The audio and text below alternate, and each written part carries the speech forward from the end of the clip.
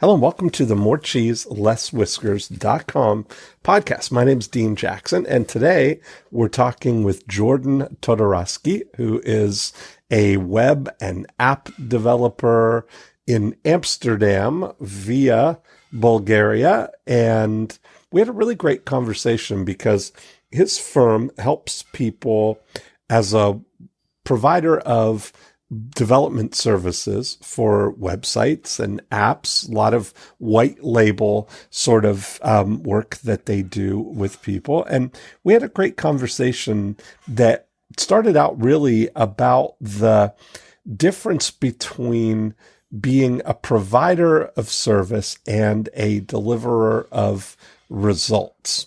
And when you can get yourself aligned with what the actual result is that you're providing for somebody, it creates lots of opportunities for collaboration. And towards the end of the podcast, we kind of come around on that. And as I re-listened to it, I was realizing that that's really the big theme here is that, you've got a choice to be a provider of services or a vendor of services, or to be a collaborator in delivering a result for somebody. If you've got a unique capability organizationally, or you've got a unique perspective on how to actually accomplish something, and you can collaborate with somebody who wants to get the result that combination could deliver, that creates a really great opportunity for both of you.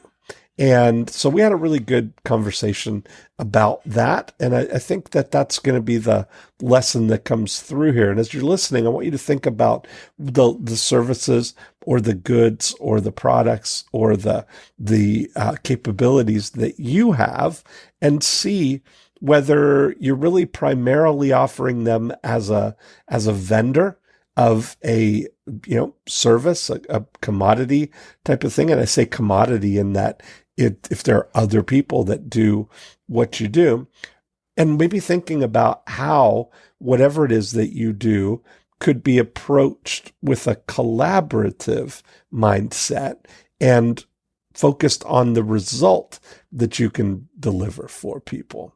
And so I think we're going to see that theme kind of playing out here. And I think we'll have more of that coming up in future episodes. It's really where my mind is going a lot lately. So I think you'll enjoy this episode. Here we go. Jordan. Fine. How are you? Are you feeling better? Yes, I am feeling better. Thank you. So Great. Tell me, where in the world is Jordan calling from today? Amsterdam. Amsterdam. Yeah, Amsterdam. One of my favorites. I'm going to be there in July. Yeah, I know. I read your emails. I mean, I read all your emails. So. Oh, that's so funny. I know. And yeah, welcome to. I've been here for a year now, year and a half almost. So I moved with my family here.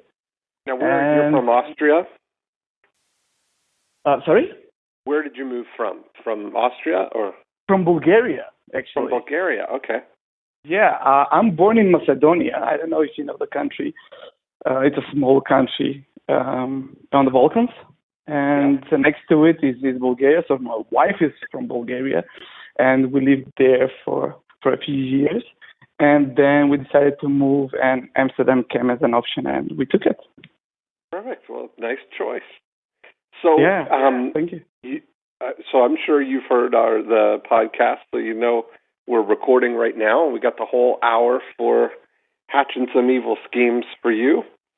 So, you wanted to kind of set the stage and tell me what you're up to and where we can kind of focus our attention on hatching some evil schemes for you.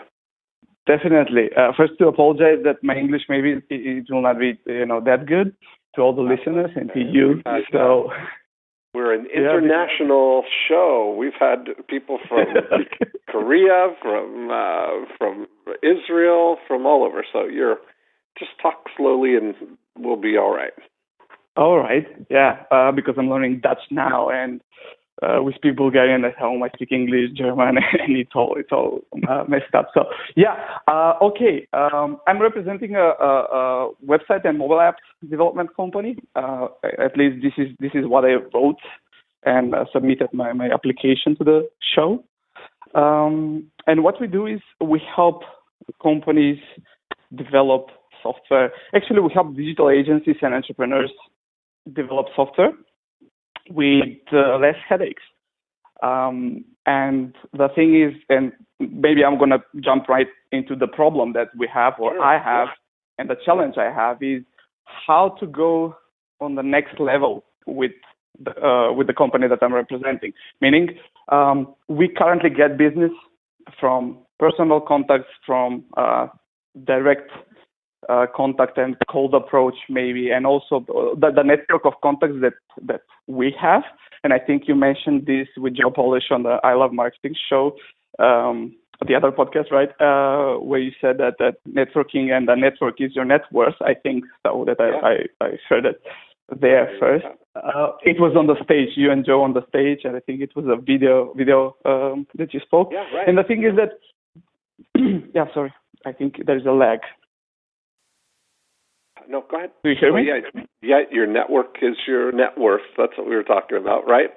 Yeah. So we and the owner of the company, which became my friend also, we use that pretty heavily, and we have business coming our way.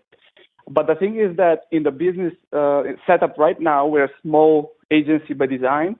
But the thing is that sometimes we have like a gaps of having business and not having business actually. So my challenge is how can we rethink the business model of the company, because it's a service business right now, and how can we have leverage? How can we move towards having a predictable business? Mm-hmm.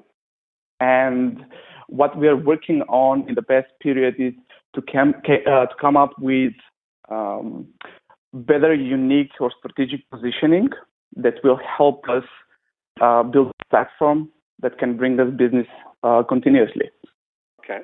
So part of this challenge with like doing contract work like that is that you are constantly having to go out and reinvent yourself, right? Not reinvent, but resell yourself. You've got is the idea that you work with somebody who calls you up and says, I want to do this development project. We want to develop an app or a software, and we want to work with you to do it.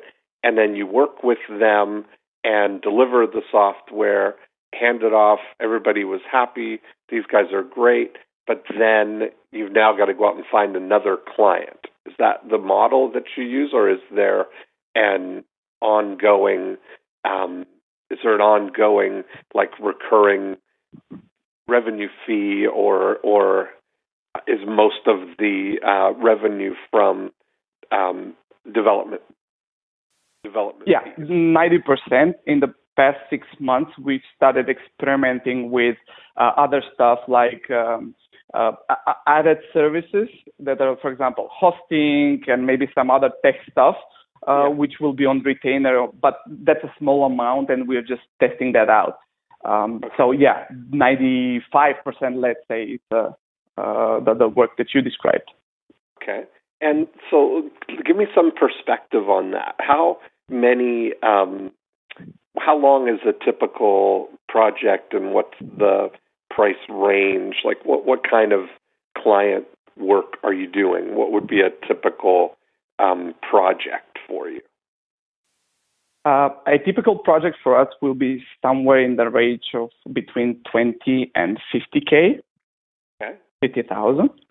Yeah. So this is something that usually happens. But I want to mention also that 2 years ago, when I started more to work with the company more closely, I went and saw what was happening before that. And I noticed that most of the business in the company was coming from digital agencies that have like customers, right? And they constantly use us as their on-demand web development or software development company. Wholesaling, right? Wholesale, basically. Yeah. Mm-hmm.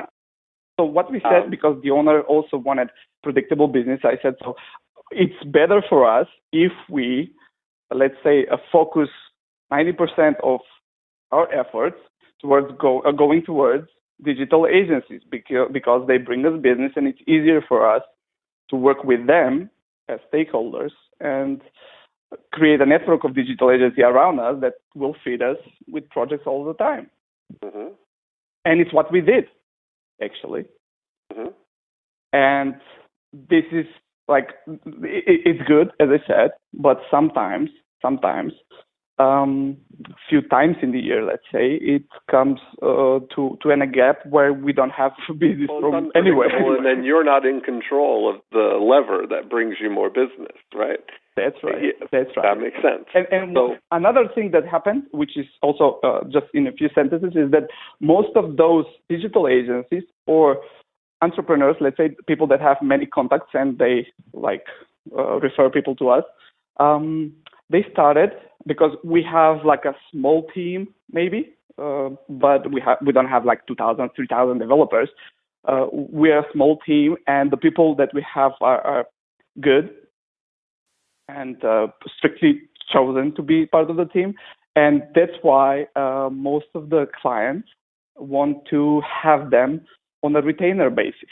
So this is like the concept they say time and material. I'm sure that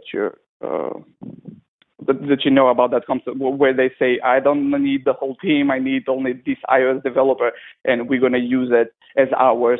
Just he will sit in your office, and you will handle all the salary stuff, and we're just gonna micromanage or project manage him or her, right? I see, right. So this is also something that happens, and that is interesting to us.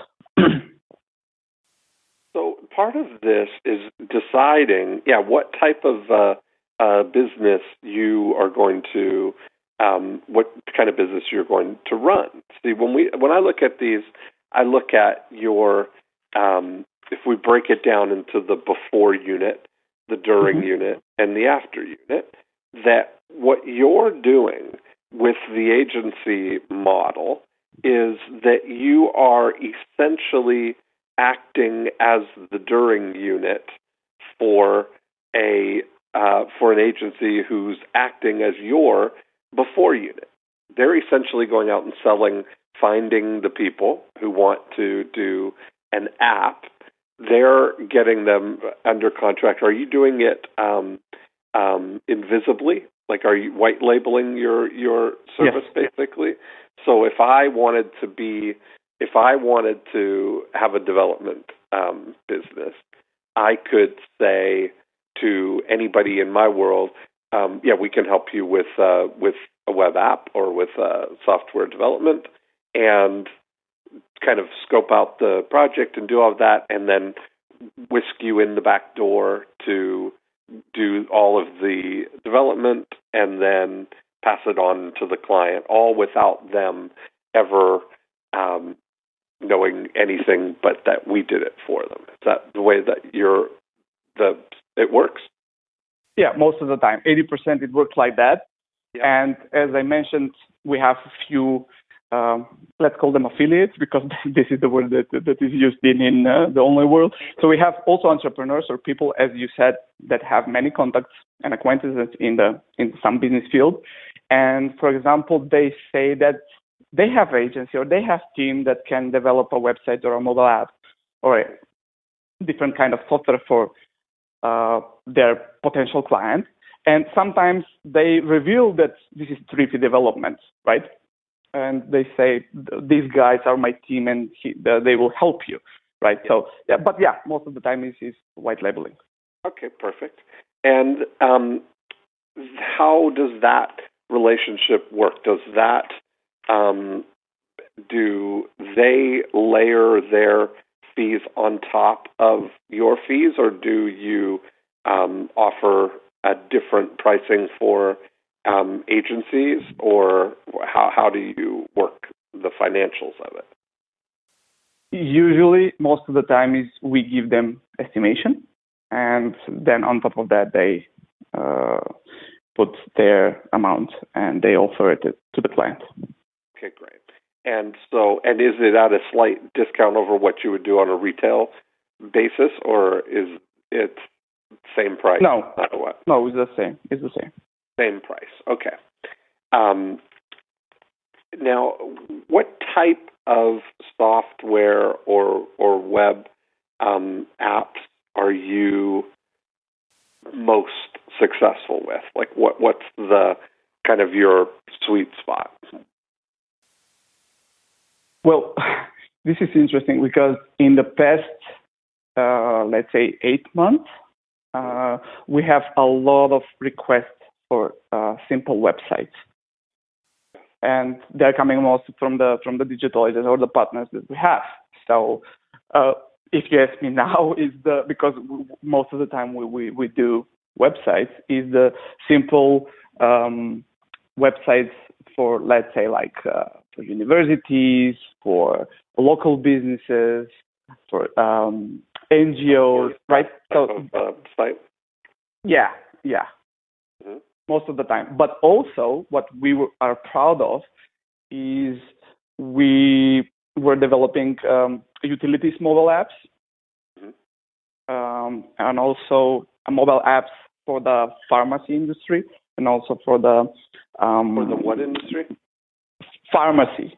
A pharmacy industry. Okay. Yeah. Yeah, and also the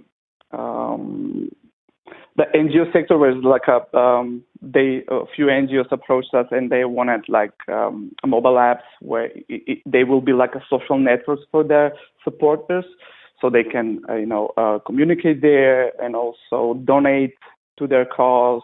So everything needs to be well done and embedded into the app. So yeah, so that kind of mobile apps when it comes. Okay.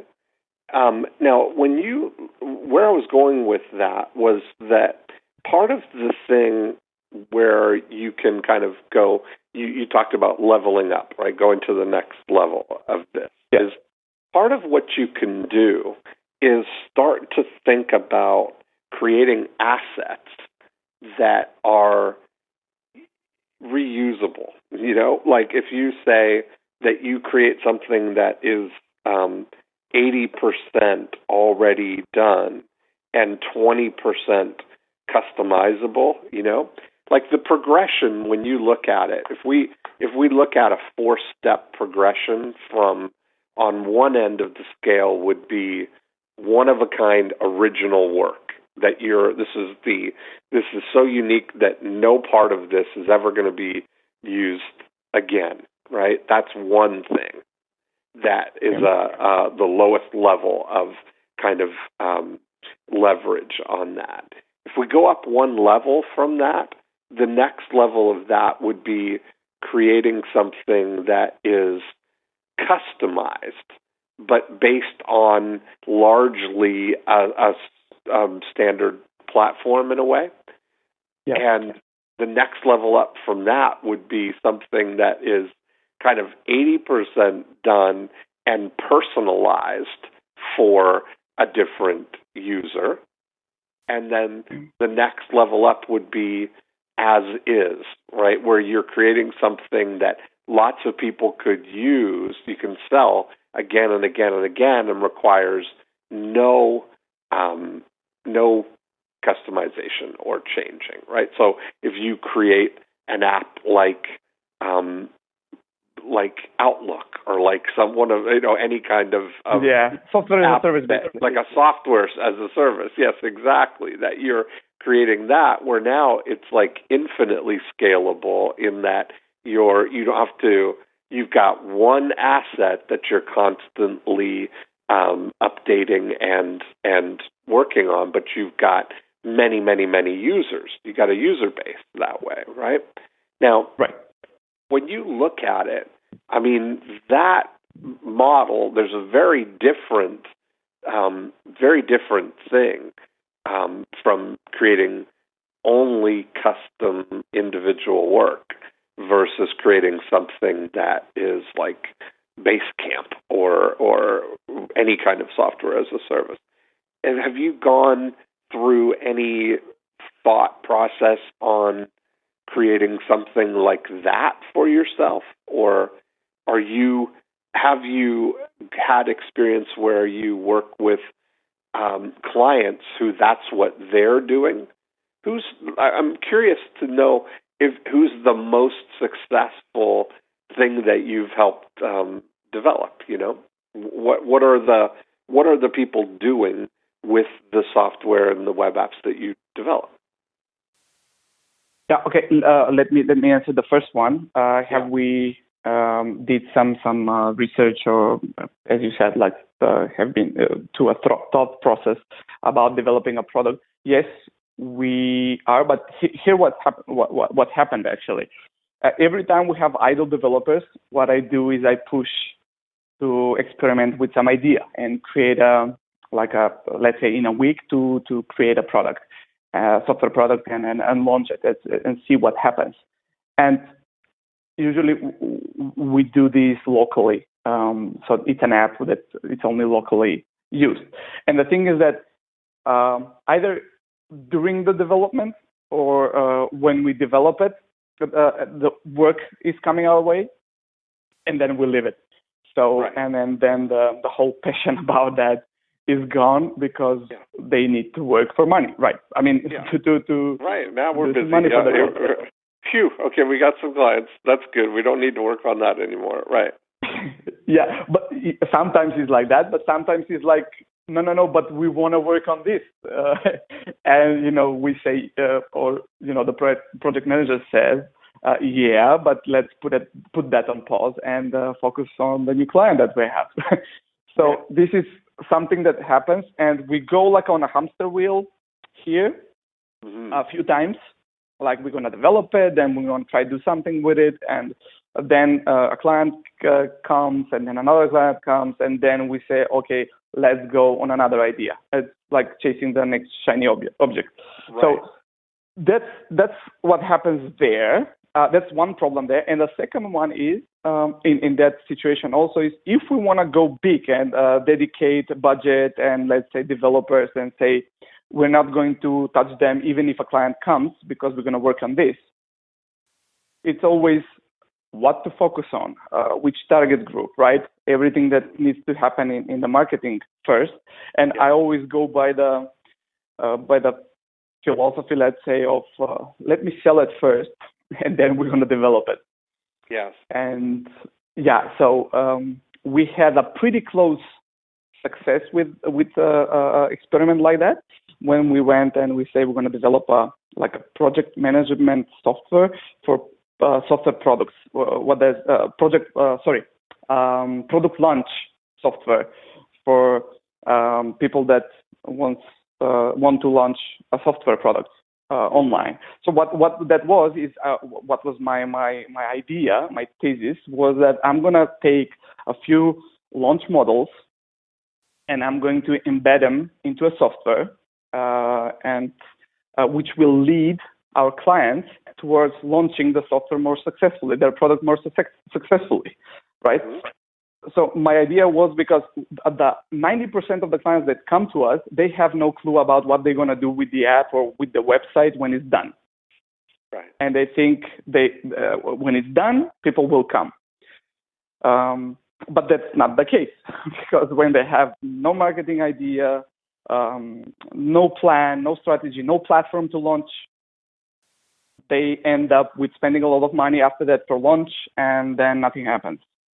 Right. No users, no downloads, etc., etc. So what I said is let's build that as a product so we can attach it to the service work that we do.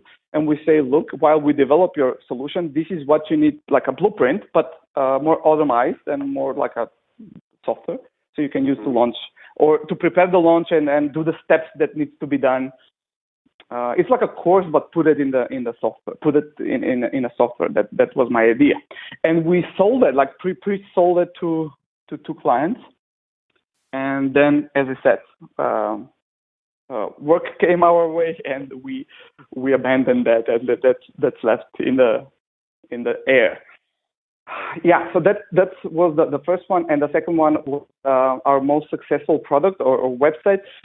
It's an app, actually two mobile apps. The one is for the Israeli NGO that I said about connecting all of their supporters and putting them into a platform where they can donate more often. That's one. And the second one is a mobile app for the music industry. It's like app. No, it's like whatever, but it's an app that enables you to have beats that you can produce music on or make music on and launch it within the platform. So it's like a big social network where a lot of hip hop artists, R&B artists, and et cetera, come in one place and create music and share it among themselves. And this is an app that we built for a music producer in the United States. So he had already the platform, et cetera, et cetera. Right. So he's got a nice model. You've seen, this is what I was kind of getting at, is you've seen how people are using the what you do to build a business around it, right? Build something around those. You mentioned a few minutes ago a pharmacy industry app. Tell me about that. Yeah, it was more like again, it was like a company.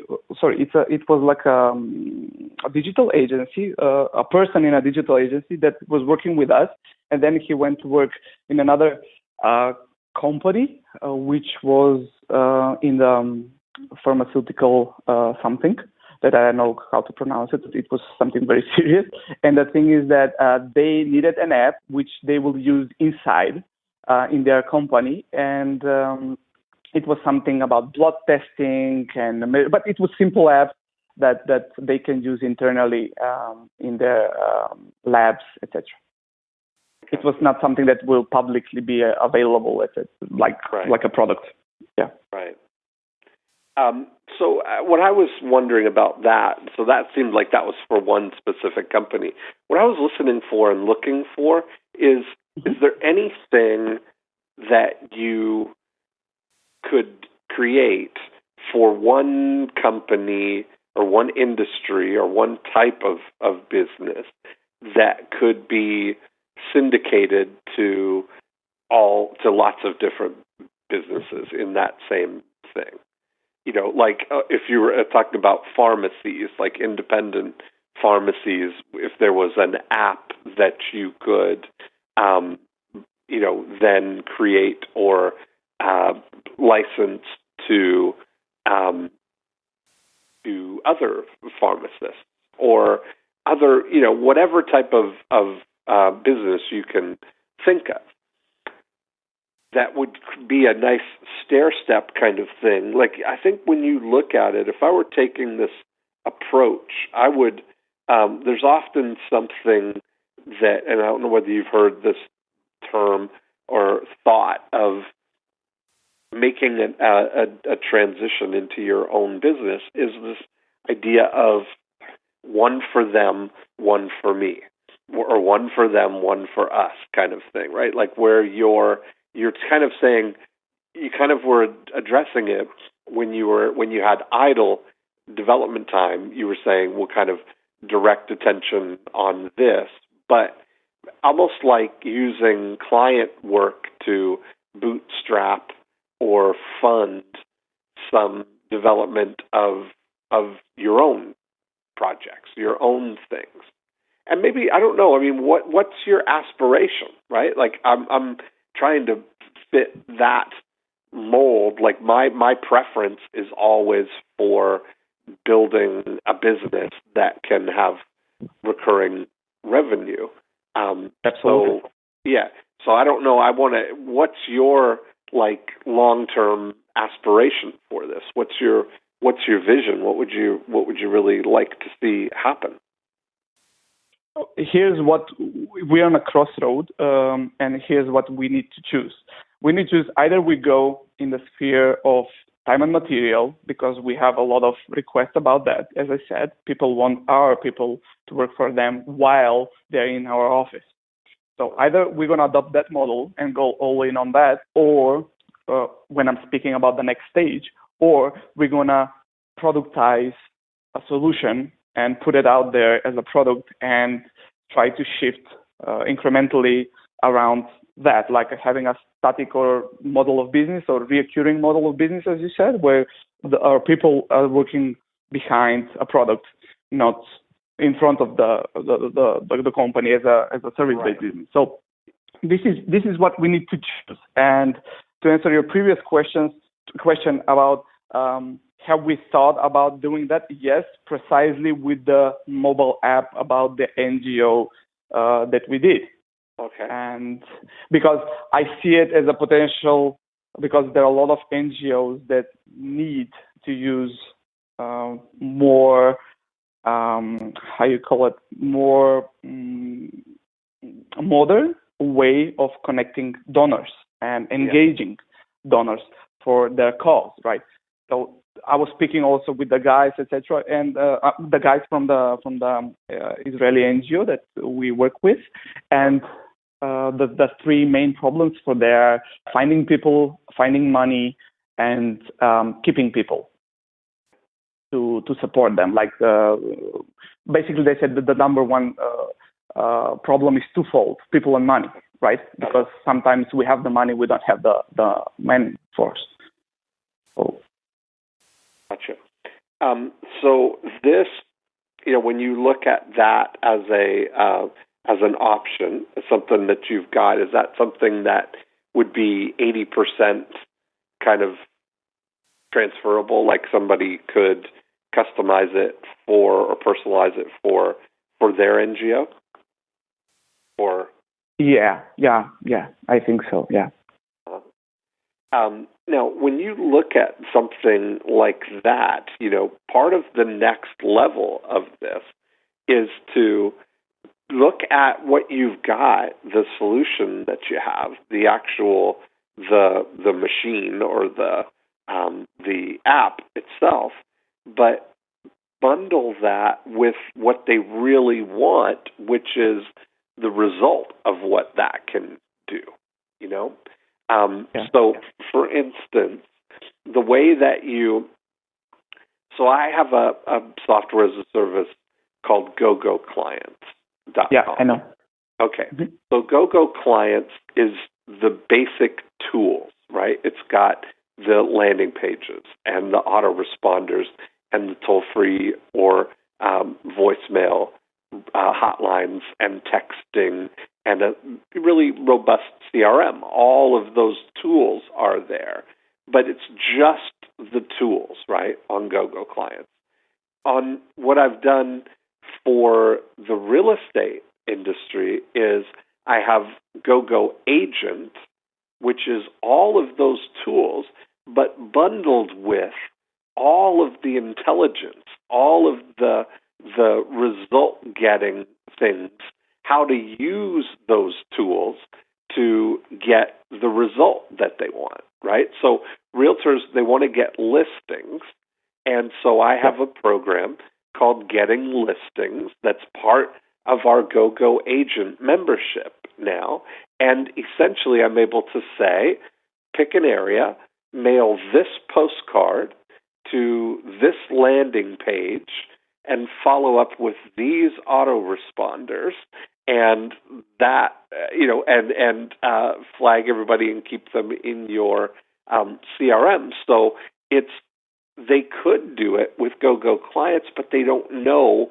what to do, how to use the tool itself, Yeah.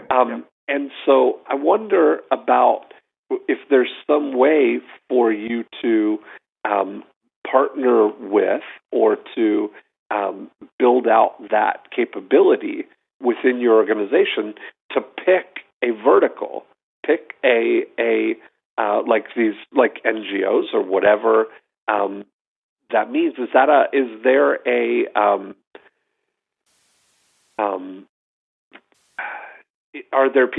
is there money in that world that they're willing to pay money for software and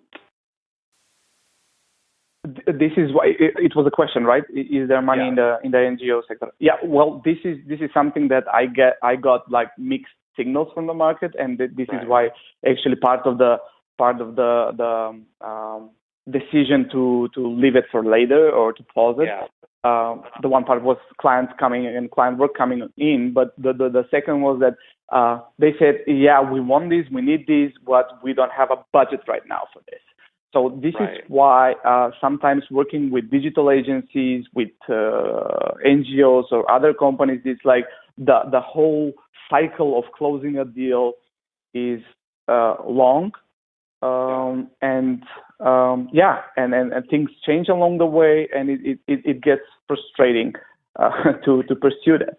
So look, and part of that is there's something about how you philosophically organize your company, right? Like, what is it that you're in the business of?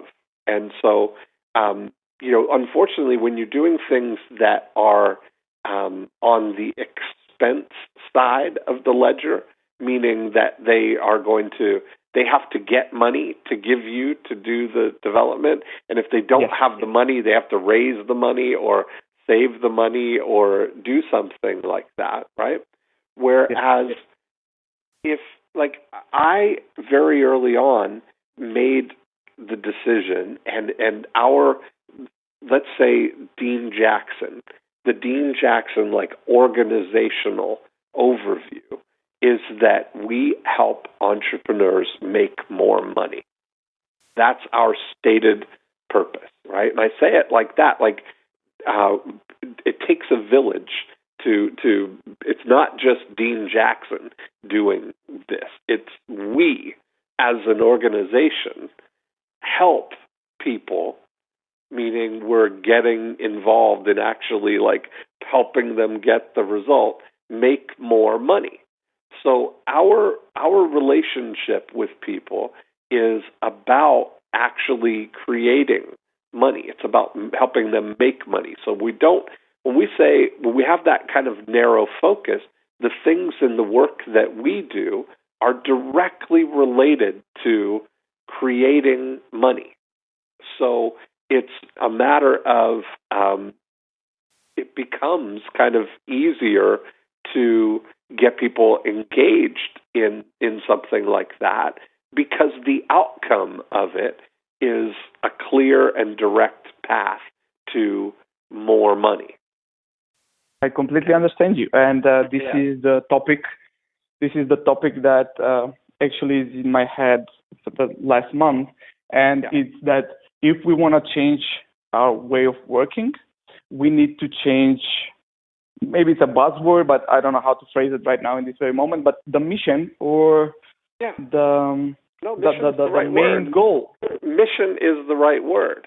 And you say that and mission doesn't have to be, I think, when you say that, like that's essentially our mission statement is that we help entrepreneurs make more money. Now, that sounds on the surface like there could be more noble purposes, right? Like it's not like we empower people to get their true voice heard or whatever.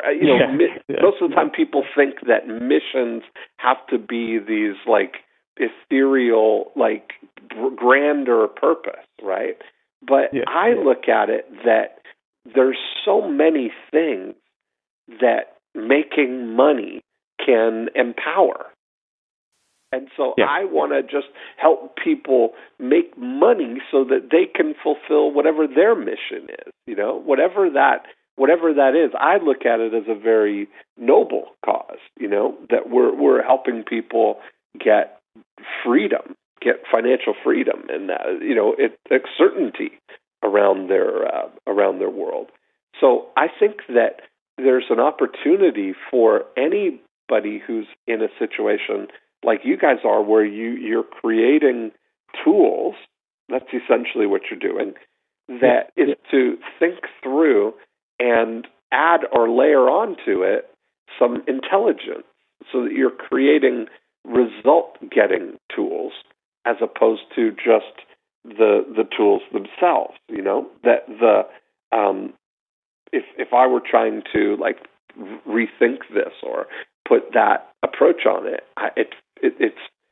it's easier to create something that the end result is going to be more money than to just be able to say to anybody, anything you want to create, we can create. It's like you're attracting people who have an idea, whereas what I'm looking for you is to maybe look for people who have a desire for more money, for more clients, for more whatever kind of things you can solve.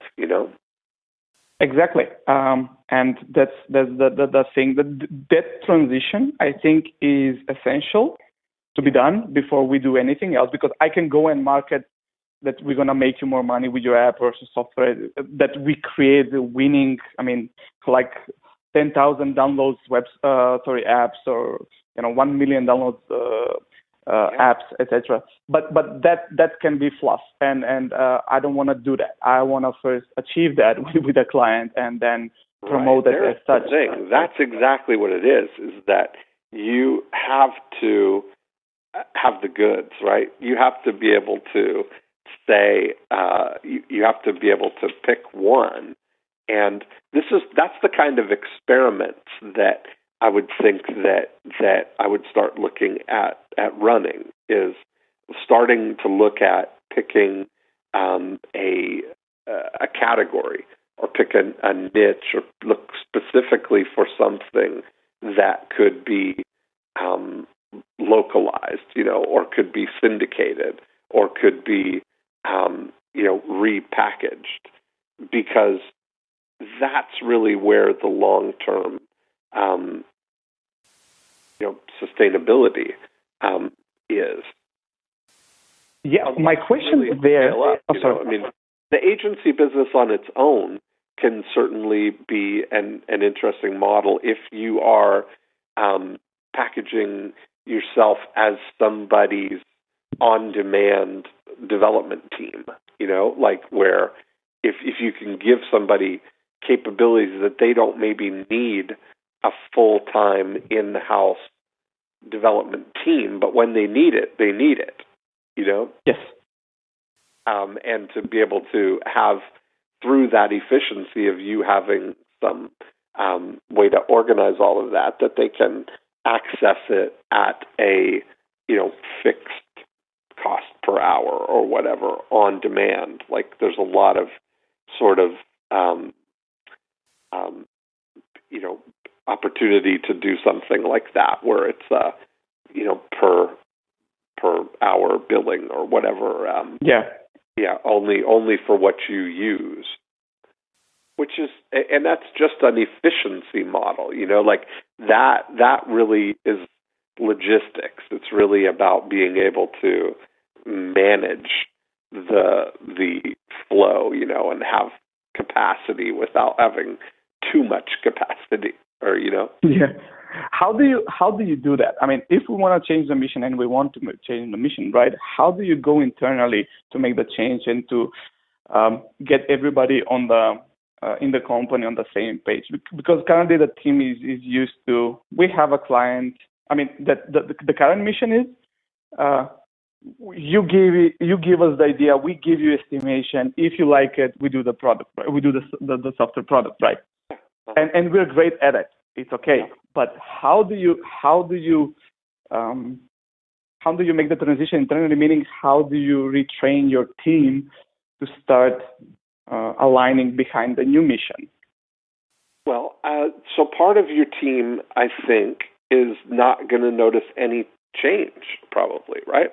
I think that part of the thing. How many people are, when you're talking about your team, how many people are you? 20. We have 20 people, and some of them are. How many of them are developers who are, just writing code or developing? 16 or 15, yeah. Yeah. So primarily, that's what you have, right? And so some of them, when you look at it, that it doesn't make any difference to the practicality of what they're doing, really, right? Like they're working on a project, and it's under the direction of their team leader, their project leader, or whatever it is, right? Yep. And so it's not really up to them to embrace a different model, because they'll say essentially, well, it doesn't matter to me, as long as I'm coding or doing whatever I want to do. Now, some people, you may have, of those 15 developers, you may have some developers who are only interested in doing something they've never done before, that they're only interested in figuring out how to do something, or cracking a new code, or pioneering, blazing new trails, right? Yeah, because we're going to need involvement of all of them to make the product better, or develop it more further, etc. Yeah. And then there are probably other developers who would be happy to maintain and improve and iterate and manage, right? And that's a different. That's just an issue of knowing who is who, and allowing people to be who they are, Yeah. And that not, because I think that if you look at it, that if you all of a sudden put everybody switch to be maintaining this one thing, that you would have a mutiny, that people would not, they wouldn't be that excited about. Some of them wouldn't be that excited about it. Yeah. Right. Because they will need to be better, faster, and involved more proactively, etc., etc. And they will have obligations to, they will not be in their shell coding, but they need to speak up and lead some part of the development. Yeah. Yeah.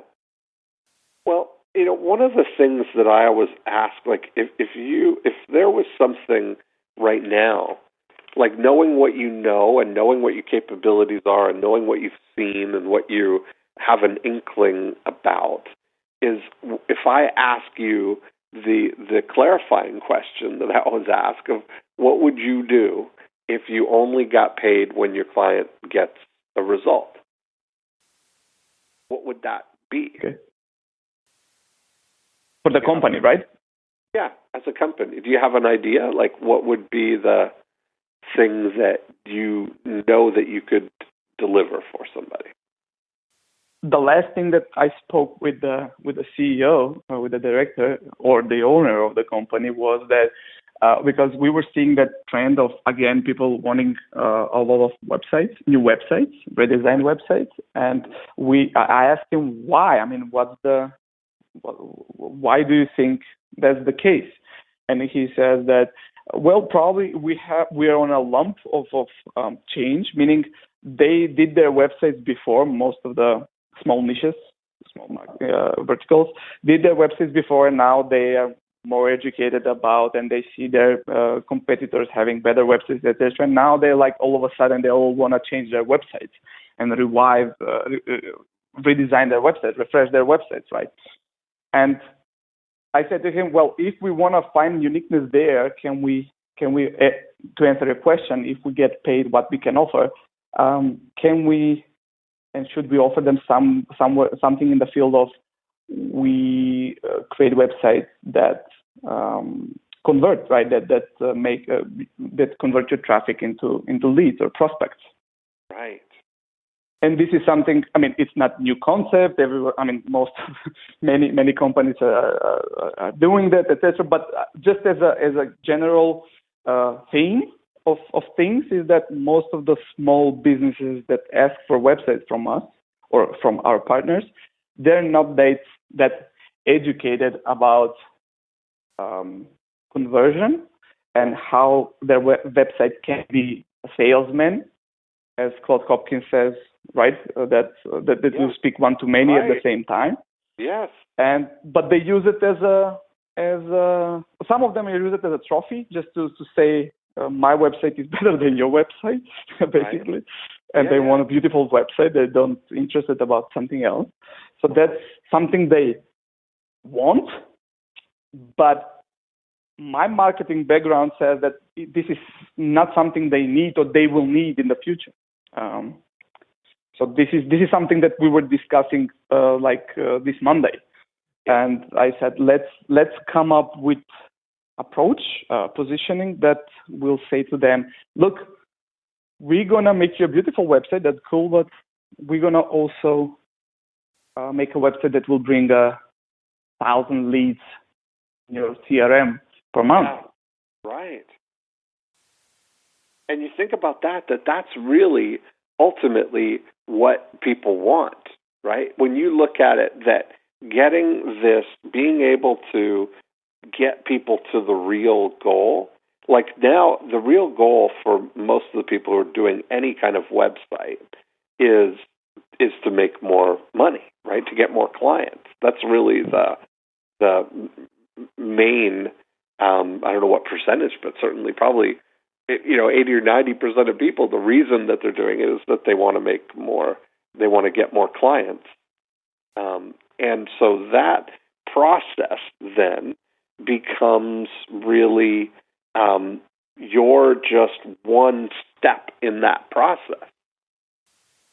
And now that they've got the website, now they're going to need to figure out what to do with it, right? And if they had known maybe what to do with it in the beginning, that could have made it better going forward.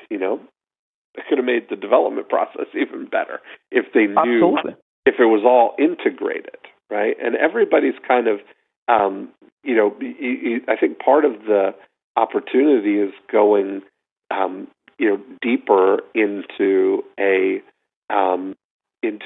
vertical that you can take all the way. It's like I would say, it's like I'll adopt a radio slogan of, the choice is, do you want to take, 100% of the people 10% of the way, or 10% of the people 100% of the way, Yes. Yeah.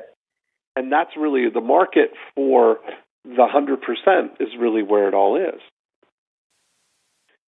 Absolutely. The gap that I'm seeing, and as I said, I discussed with him and with my other colleague that is helping us with the marketing stuff, is that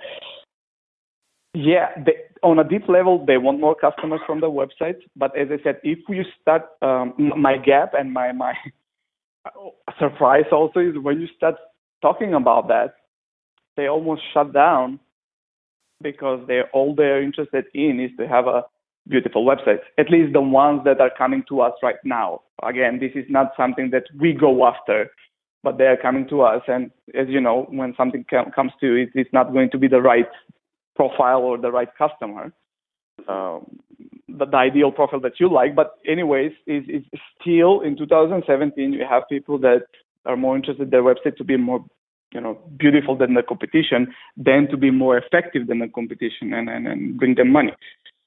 And this is something we probably need to figure it out, how to bridge that gap and give them what they want, and then upsell them maybe what they need. I don't know. Maybe that will be the right direction case. And also, second thing that I've discussed is how can we be different than everyone else that is offering that? Meaning, also in the offer. How can we structure an offer that can be no-brainer for them? And this is probably the during unit, right? Because if the before unit is we can attract them, create campaigns, etc., and into when they come to the during unit, to have something that will be no-brainer for them to jump on it and then have a recurring revenue there also embedded into that offering. This is what I'm thinking actually, is how can we structure the offer in order to have like a built-in recurring revenue? Because I want them, at least I'm thinking about this, I want them to have the feeling that from now on, we're gonna take care of you're gonna be our client, not our customer. You're gonna be under our guidance and protection about anything that Google does and Facebook does, etc. Yep. There's a great great book. It was written in the 90s by the somebody from the Bain and Company wrote a book called The Fifth Discipline, I think is what it's called. And essentially they talked about there's three different types of companies that are the most successful. And there are companies that are product leaders, right? Companies like Nike, like Apple, that they focus on, they create the very best product in the thing. They're leaders in that. Then there are companies that are operationally excellent. Companies that have McDonald's and Walmart and Southwest Airlines and Amazon. Amazon, exactly. Companies that have logistics and the operational things really executing well. And then there are companies that are what they call customer intimate companies that are behind the scenes that work with companies on a way that is so enmeshed that you wouldn't recognize it, right? And so you have a hard time thinking of companies like that, but there are in the medical field, hospital management companies that manage all of the operations of hospitals. There are logistics companies that will handle all of a company's logistics, almost like the way the relationship that UPS, which is a operationally excellent company, has a customer intimate relationship with Amazon right now. Yeah. In that they are seamlessly integrated into their business, right? That they're an integral part of it. And so much so that they've got special facilities and all these things just for handling that type of business. Now, one of the things that you may be able to do is if you think about all of the people potentially that are product leaders that are teaching people in all these verticals how to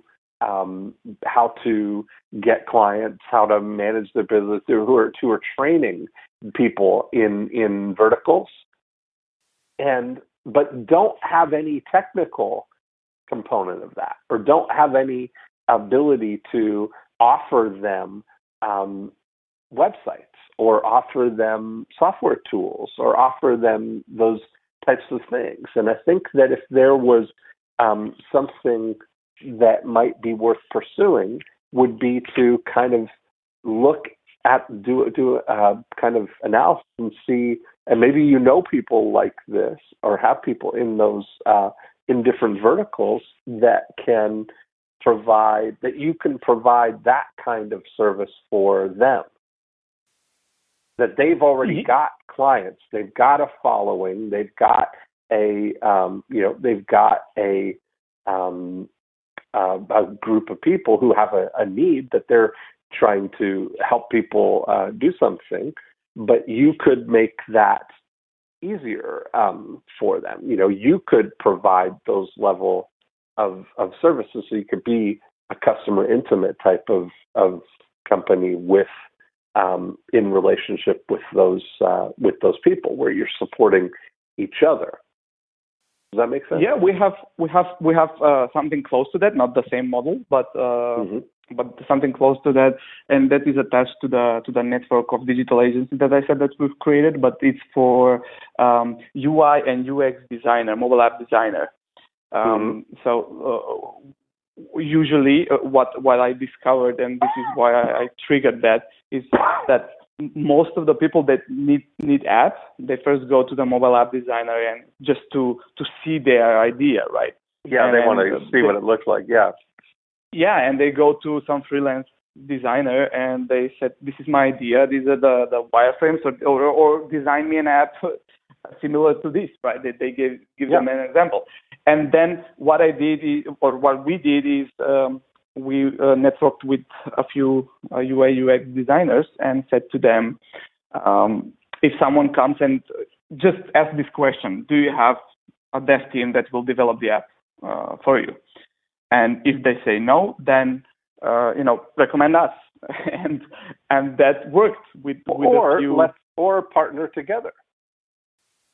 That may be the kind of thing where now you could say, let's work together, and I will get the go forward. We can work on this together. That's the most. Yeah, where now you give somebody like that, you give somebody who's a thought leader or product leader, in an industry or in a particular vertical, you're giving them the technical capabilities. Like I don't develop the Go-Go clients, but I have a customer intimate relationship with a team that has developed and maintains all of the Go-Go clients and Go-Go agent.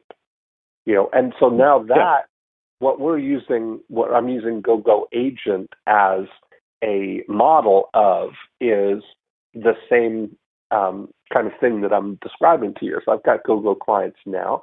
I happen to have a deep knowledge and relationship with the real estate industry, but there's lots of people who may have one with chiropractors or massage therapists or whatever, hairdressers, and I can show them as a model how to create something like Go-Go Agent for their for chiropractors or for whatever. So we're setting that up as a model for that.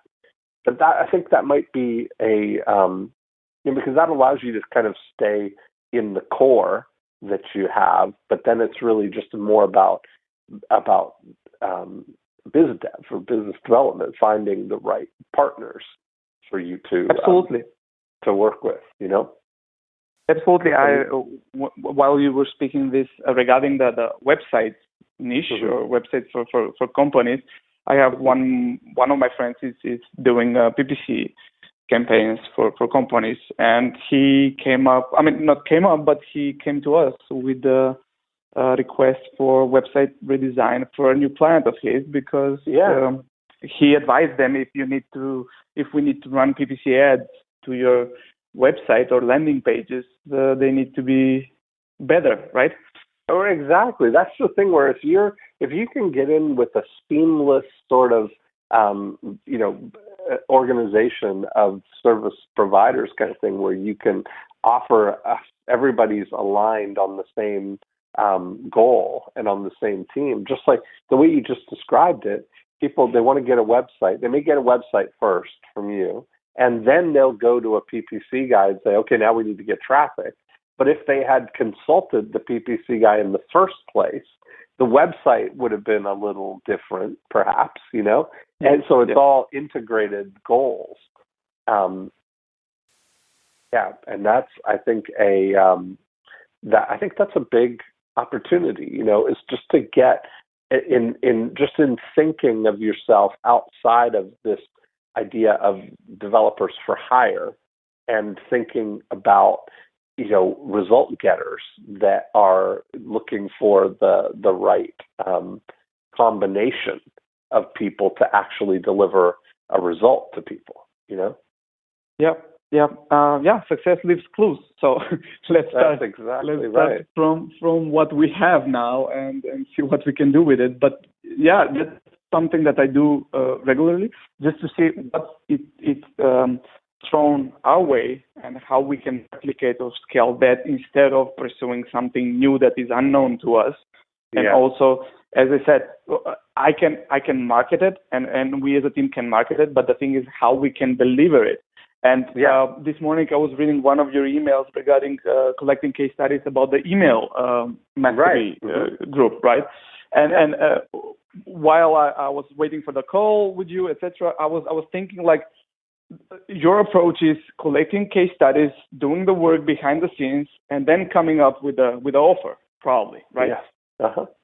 And the thing is, how can we package and utilize that in our business? How can we first, if we go back to buy on a website from us because it will give you 1,000 leads per month offering, how can we first do it behind the scenes and then come up with an offering?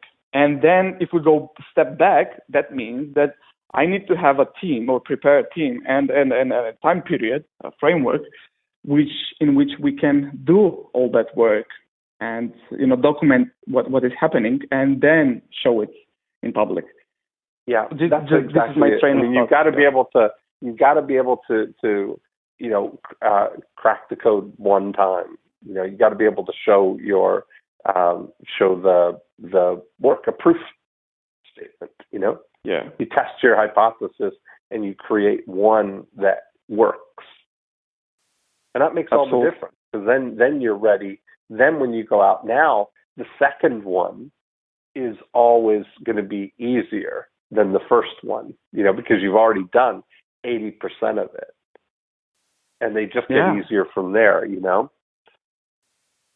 Yeah, because it's one thing to know that you can do stuff, and the other is to have like a real case study on walk the road first, step on it, and then tell your experience about it and package that experience into an offering. So yeah, perfect. I've already done. So what's your recap? Well, my recap is first that we need to first decide: are we going to pursue another mission, or we're gonna stay with the one and shut up, basically? Because if we want to be, no, I don't think that's not where you're going to be happy. I mean, this is kind of a hybrid, right? Staying with the mission, but finding the people that you can create something that's going to inherently bring more people to, Yeah, but from one side, because we're a small company, we can move fast, right? But although the problem there, but also the problem there is that when you want to do something like this,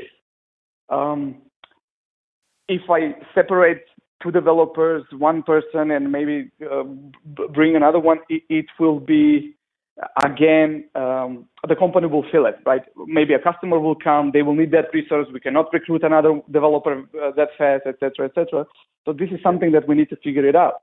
And if we decide to go with a new mission or change part of the business and build another model within this model, or start nurturing another model, we need to be logistically prepared for it and see how that can be done. Technically, that's one. Second is to choose between the website offering stuff with the recurring model, as we spoke, and offering, making an offering based on what you said. If you're getting paid after you deliver the results, what that will be, and I think is 1,000 leads. Let's say website that brings 1,000 leads, or thinking and experimenting or validating a product, software as a service maybe, or something that will be used by a lot of people and having a leverage, packaged leverage, that we can sell. Yes. So this is we need to make that choice, and that's pretty much what I have written here. Well, I think that's good. I mean, that's a good starting point, is to get that clarity. At least you have some ways to have the conversation now, and to kind of know that where, if you push the accelerator pedal, where that path leads, where are we headed with this? And I think that's going to make a difference for you. I think you're already at that point where you realize that you want to make some kind of a change because you realize things, otherwise you're going to be you're going to be in the same situation next year, same time. Nothing's really going to change unless you really get philosophically on board with a particular direction and point everybody in that direction. Yeah, because I was I don't know if you know the guy, but Jason Fried from 37 Signals or now Basecamp, he shared an image or a blog post 2 weeks ago or something like that, where he said our business is static, and he showed an image of different dots gathered around the center, right? And he said if we have 5 of every dot is a client, if 5, 10, 100 of these clients go away, tomorrow our business will not feel that pain that much, right? Right. Mm-hmm. But in our case, we feel the pain, and there the predictability lies actually, or doesn't in our case. Right. If we don't get a new client or 2 new projects this month, we feel that pain, right? And that roller coaster ride is not fun anymore. Yeah, right, exactly. Because then the more you grow, now you're just required that you have to maintain that level of production to support that infrastructure that you have now, And so that's it's a really interesting thing. We went through that same thing with 90-Minute Book. I have a whole team of people. I have a whole company separate from our main company that just helps people create books. Now, that is an operationally excellent company with a leadership product, right? We have a product, a system that helps people get their books out very quickly, but each one is original, right? In order to make that business work, it has to be operationally excellent, and we have to maintain a certain level of production because some of the people on that team are salaried support staff, and some of the elements of it are on-demand components, and so that whole, that required a different level of thinking. And there's actually a really great book that I would recommend for you called Exponential Organizations by Salim Ismail. And I haven't, but I haven't read it, but it's in my library. So. Well, it's fascinating. I mean, it's the kind of thing that would really help you think through maybe some scaling strategies, that would help. It really helped us with 90-Minute Book. I mean, it was the turning point for us for that, because we were getting to a point where we were layering staff that then each required us to then keep at a certain level of production, and it becomes burdensome in a way, right? It eats away at your profitability. So with this new model that we had, driven by the thoughts and the conversations that I had with Salim, we're able to really create a wonderful hybrid that is operationally excellent, that has this product leader and is infinitely kind of scalable, which is great. Since you've done it, I'm curious which I mean, I know it will not be the recipe maybe for us, but what are the steps to go from one model or simple model to a hybrid model, as you said, where you're going to have both things? Well, what are the main how we did it? We were looking at the tasks, right? Like at the components of it. So we've got essentially a 90-minute book breaks down into content creation, into editing, and transcription, editing, and layout, design, and the delivery, printing and all of that stuff. So when we look at it, that a lot of those we were staffing each of those components, right? So we were staffing, we were adding editors and hiring them in-house.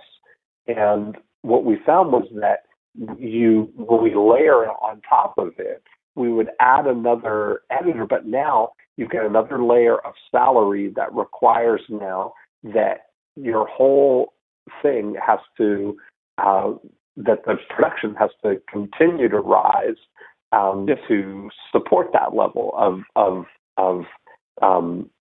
overhead, right? Or salaries and staff. And so instead of thinking linear like that, one of the things that we did was we created, turned the first editor into what we called a managing editor and tasked them with finding outsourced editors that we could use on a piecework basis, right? That we could use, that we could hire on demand, and to have 10 of those. So instead of like, we were looking at our third layer of editors, and instead of hiring a fourth to task the first one with finding 10 more, so that we could outsource and have that throughput there. And so we spent a lot of time really on, I talk in the During unit about the client experience timeline, right? And so we really, that's exactly the way that we do things in my organization. Is just start with the process, from the very beginning all the way through, and we look at it on a timeline and think, how can we make this more efficient, more enjoyable, more profitable, more quicker, faster, and give us more capacity, So when you look at it like that, it changes the way that you kind of think about it. And I think you'll get a lot out of reading Exponential Organizations. I think you'll find that very helpful. Yeah, thank you. Thank you for the recommendation. I will definitely check it out and share it also with the owner of the company, because I need him to be on the same page with there you go, with all of this. Yeah, so thank you very much for your time. You said it all. It was great. I had a great conversation. You're in a great situation. You got, the great news is you do great work. You got a good team. You got everything organized. You got your During unit is strong. Now you need to really either partner with somebody to be their capability, or to, figure out how to add on a before unit for you to find the right people. So please keep me posted. I will, because we decided to do this in 2017 and definitely make the jump. But I will keep you posted, and thank you very much again for the opportunity.